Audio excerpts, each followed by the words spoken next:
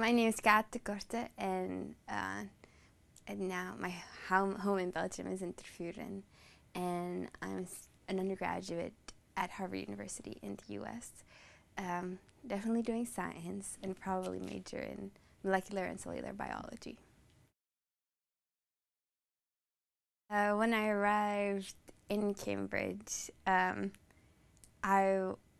looking back, I'm definitely glad that they had an international program for freshmen.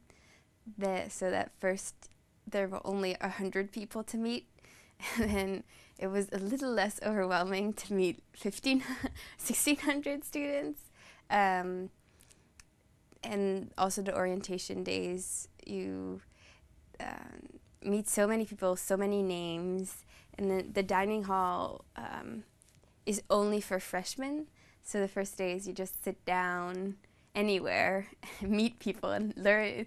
And it becomes the first month everyone accepts that you might not remember them or you're meeting a new person, but then afterwards you think, oh, I know this face, I don't know your name, and it becomes a bit embarrassing. But that's probably one of the best things, meeting new people and where they've come from, and they all have interesting stories to tell.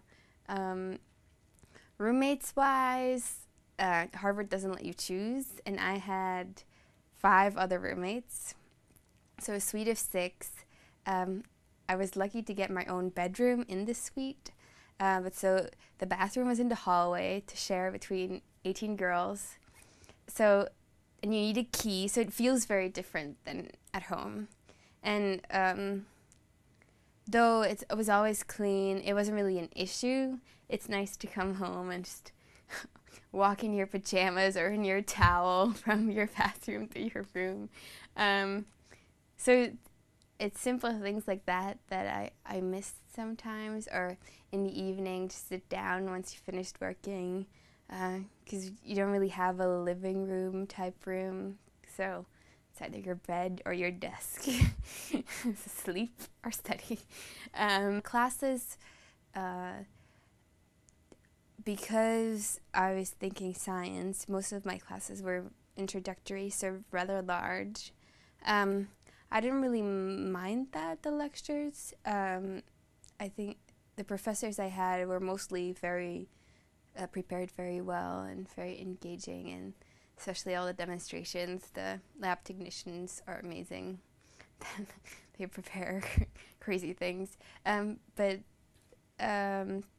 then Harvard has sections with usually graduate students, so 20 odd people, to do more problems or have something explained again.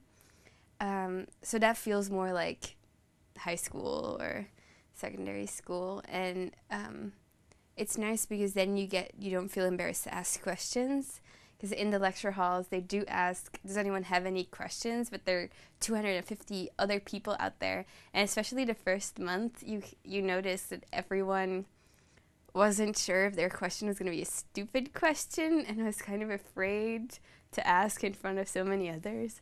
But I think it really depends on the professor. Some got you talking immediately. So I took maths and then biology, chemistry. In the chemistry course was some physics. It was physical sciences. So, and through those courses, I started out thinking engineering, but for some reason, math, it was my favorite subject in high school, but it was taught in a way that it didn't make as much sense to me, or I had trouble with it, so I started to move away from the pure math and physics, which I would need to continue to major in engineering. So that's why I'm now probably doing an more applied science, but still for medicine. In the US, it's definitely more a community, and you're also at Harvard's freshmen are all in the yard, so you feel together and you just mingle with students. Whereas here in Belgium, you have your own studio or a small apartment in the city, but that doesn't necessarily mean that there's other students living with you. Also, maybe not everyone wants this to be said, but my advisors and people say it's not the classes that make Harvard so great, it's the people that you meet and the environment. So the extracurriculars and conversations you have are almost just as important as going to your classes. And that's absolutely different from Belgium, because extracurriculars are not so much part of the university. I'm the only Belgian in the freshman class, and Western Europe is the smallest group of internationals, almost underrepresented. But I don't really feel like they needed to be close to me, because it's more, when you want to talk to another international, it's more because it's different from the US, not necessarily that they have to know what you're used to. So I just liked meeting people from other cultures and having them not be the same, because then you get to learn more. I didn't quite expect this, though I don't think it's strange, but if you don't do any extracurriculars, you're almost outcast or the one that studies so much, because everyone else studies and gets good grades, but they also do extracurriculars. So I play violin in an orchestra and sing soprano in one of the choirs. And so I think this year I've done about 10 concerts in total. And then I am also in a service organization. We go to play music in nursing homes and hospitals. And I'm a member of the Red Cross as well, so I recertified for CPR and first aid.